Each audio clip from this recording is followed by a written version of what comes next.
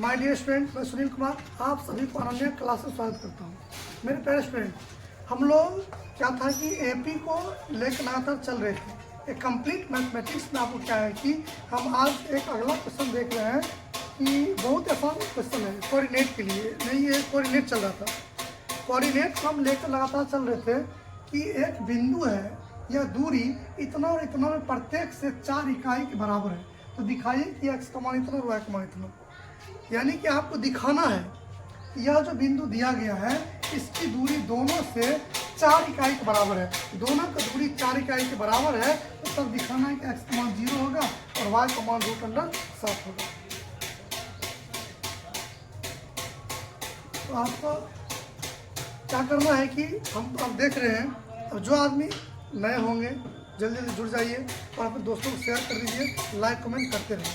अब देखिए सवाल कि कहता है कि बिंदु है हमको x, मतलब a का मान मान लेते हैं कि x1 है, और एक b को हम मान लेते हैं कि -3 और 0 है, c का मान लेते हैं कि 3 0 है, और दोनों का दूरी जो निकाले वो 4 के बराबर है। यानी निकालते हैं कि AB की दूरी सूत्र होता है x1 - x2 का whole square plus y1 - y2 का होल स्क्वायर, और इसका मान कितना बराबर है? 4 के बराबर है। अब बताइए x1 का जो मान है वह x है, x2 का मान -3, तो माइनस माइनस +3 हो जाएगा, फिर प्लस y1 का मान y हो गया, y2 का मान 0 हो गया, इसका स्क्वायर इसका टू √4 हो गया। रूट को हटाने के लिए हम दोनों क्या वर्ग कर देंगे, या रूट को उधर जाएंगे तो पावर 2 हो जाएगा। a + b whole square a square plus 2ab plus b square plus y square 4 का स्क्वायर हो जाएगा।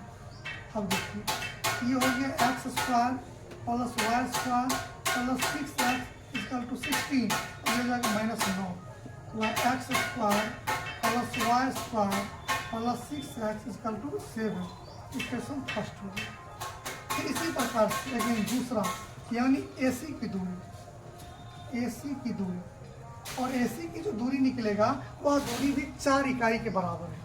तो इसी सूत्र से निकलेगा AC का, तो हो जाएगा √x - 3 का होल स्क्वायर प्लस y - 0 का होल स्क्वायर 4 के बराबर है।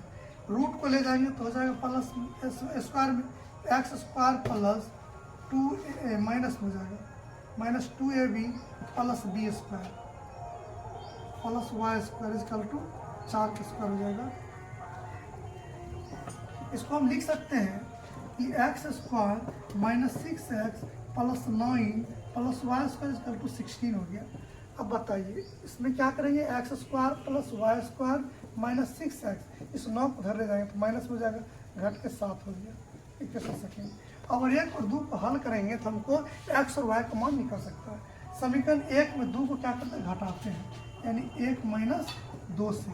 अगर समीकरण 1 में 2 को घटाइए ये हो जाएगा x square plus y square plus 6x 7, x square plus y square -6x 7, घटाएंगे तो माइनस माइनस प्लस और माइनस हो गया, कट गया, 6 6 12x हो गया, घट के 0।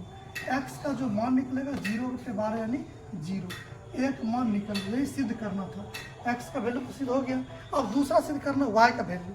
अब किसी भी समीकरण में x का मान रखेंगे y का मान निकल जाएगा, सिंपल सा है समीकरण 1 से।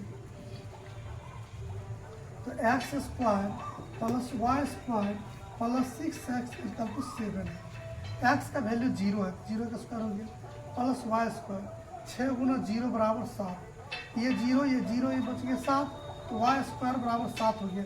स्क्वायर को ले जाए तो √7, यानी रूट का मतलब प्लस माइनस √7 होता है, यानी x का मान निकला 0 और y का मान निकला √7, यही प्रूव हो गया।